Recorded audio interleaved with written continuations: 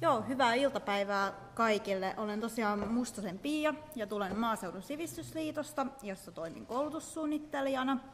Ja olen täällä tosiaan tänään kertomassa teille meidän tarjoamasta kyläpäällikkövalmennuksesta.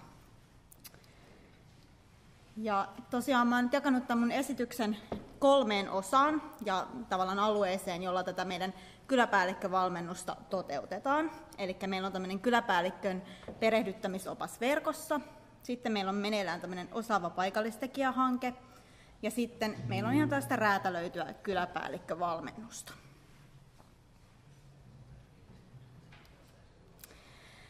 Eli tosiaan meillä on viime keväänä valmistunut tämmöinen kyläpäällikön perehdyttämisopas tuonne verkkoon.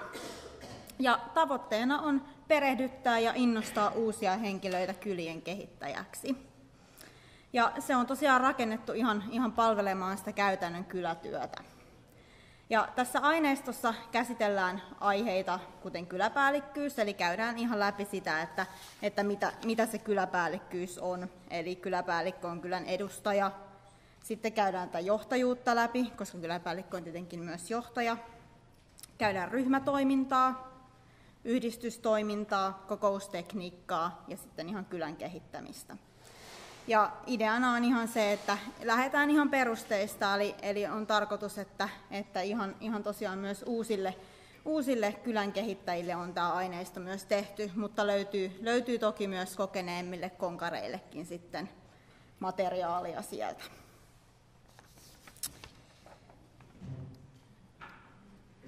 Ja tosiaan tämän verkkoaineiston ihan tämmöinen kulmakivi on tämä kylän kehittäjän työkalupakki. Ja tästä työkalupakista löytyy kaikenlaisia ideointi- ja ongelmanratkaisumenetelmiä, kuten SWOT, mindmap. Sitten löytyy ihan malleja, miten tehdään kokouskutsu, pöytäkirja, kuinka laaditaan tiedote. Ja sitten myös on erilaisia menetelmiä, kuten tämmöinen tulevaisuusverstas, jolla voidaan sitten toteuttaa esimerkiksi tämmöinen kyläsuunnitelma tehdä sitten.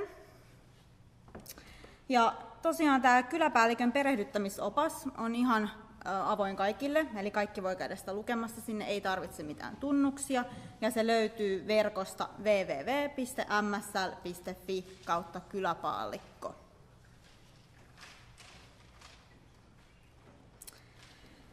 Ja tosiaan, kuten jo sanoinkin, meillä on meneillään tämmöinen osaava paikallistekijähanke tuolla Keski-Suomen alueella. Ja tämä on tosiaan Keski-Suomen kylien hallinnoima tämmöinen pilottihanke, jossa MSL on toiminut tai toimii edelleen koulutusyhteistyökumppanina. Ja tässä osaava paikallistekijähankkeessa on nyt sitten nimenomaan käytetään tätä meidän kyläpäällikköaineistoa ja testataan, miten se soveltuu tänne kylien kehittämiseen. Ja tämä ohjelma on nimenomaan rakennettu kylä- ja asukasyhdistyksissä toimiville henkilöille avuksi yhdistyksen toiminnan kehittämisessä ja verkostoitumisessa. Ja tällä hetkellä tuolla alueella Keski-Suomessa toimii 2 ryhmää, Äänekosken alueella ja sitten Jämsän seudulla. Ja tämä opetus järjestetään ihan lähiopetustilaisuuksina ja mahdollisimman lähellä näitä osallistujia. Ja kuten jo mainitsinkin, niin opetusmateriaalina tosiaan käytetään muun muassa tätä kyläpäällikköaineistoa. Ja tämä osallistuminen tähän koulutukseen on ollut ihan maksutonta. Ja tosiaan on ollut todella kivoja tilaisuuksia, että mä olin itse tuolla yhdessä koulutustilaisuuksessa tuolla Jämsän seudulla tuossa syksyllä, ja oli kyllä erittäin aktiivinen porukka, ja he paljon keskusteli siellä, että tämä avaa sellaisen tilaisuuden eri kyliltä tuleville ihmisille keskustella yhdessä, vaihtaa kokemuksia ja ajatuksia.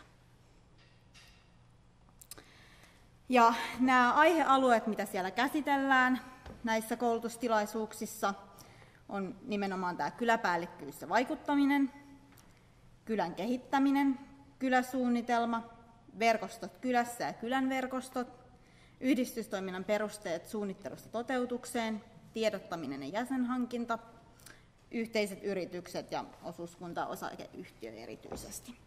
Ja sitten tässä koulutuksessa on järjestetty myös opintomatka, jossa sitten tutustutaan kylä- ja asukasyhdistyksiin, niiden kehittämiseen ja haasteisiin sekä toimiviin yhteisyrityksiin.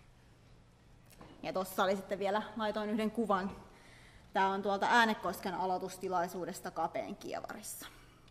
Ja tosiaan sanoin, niin siinä on 2 ryhmää tällä hetkellä tuolla Keski-Suomen alueella toiminnassa, ja ilmeisesti nyt 1 ryhmä sinne vielä mukaan mahtuisi. Ja jos siltä alueelta mahdollisesti olette, niin lisätietoja tästä saa Leena Kuhnolta, joka toimii tuolla meidän Keski-Suomen alueella, leena.kuhno@msl.fi.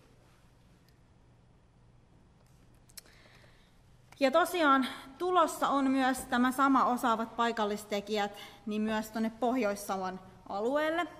Ja laitoin sen nyt tähän ihan tiedoksi oikeastaan, että se on ensi vuoden puolella alkamassa. Ja siitä saa sitten lisätietoja tuolta meidän Itä-Suomen aluekeskuksesta, jos olette kiinnostuneita kuulemaan lisää aiheesta.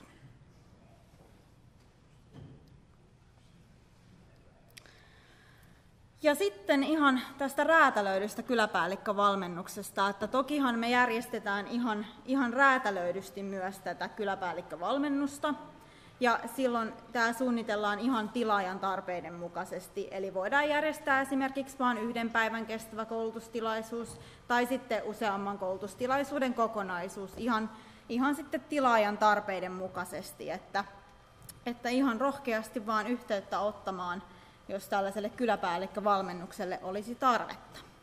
Ja lisätietojahan saa totta kai tuolta meidän keskustoimistosta, on laittanut sen puhelinnumeron tuohon, ja yhteystiedot löytyy kaikkiin aluekeskuksiin, löytyy tuolta www.msl.fi. Ja minuun voi henkilökohtaisesti ottaa yhteyttä, että itse istun tuolla Eerikin kadulla täällä meidän Helsingin keskustoimistolla, eli voi myös minun ottaa ihan henkilökohtaisesti yhteyttä, eli pia.mustonen@msl.fi. Ja oikeastaan tässä oli se, mitä halusin teille tänään tästä kertoa. Jos haluatte jotain kysyä, niin mielelläni vastaan.